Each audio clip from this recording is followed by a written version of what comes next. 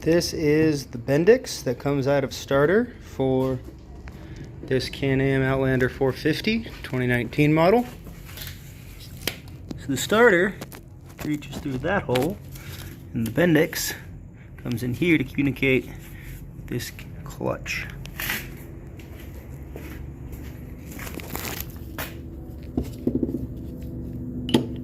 So the whole point of this is for this action here, for this to rise up. What makes that possible is these splines.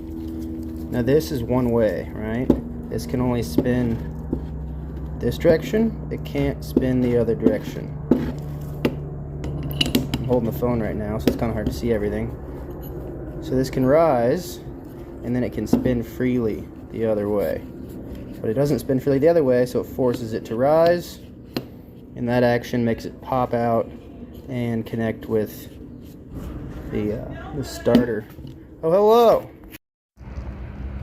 Okay, so to complete this, I'll show you. This sits here. This sits here. This sits on top to enclose that spring. Whoop. This sits here. And then lastly, this little steel fella goes around that groove to hold it all together.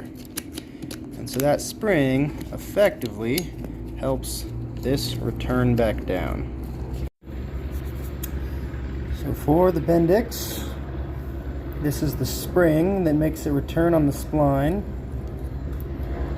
And these fit together.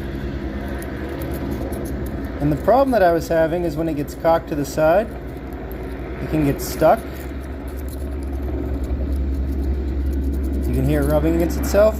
So what I've done is I've taken emery paper to clean up the inside,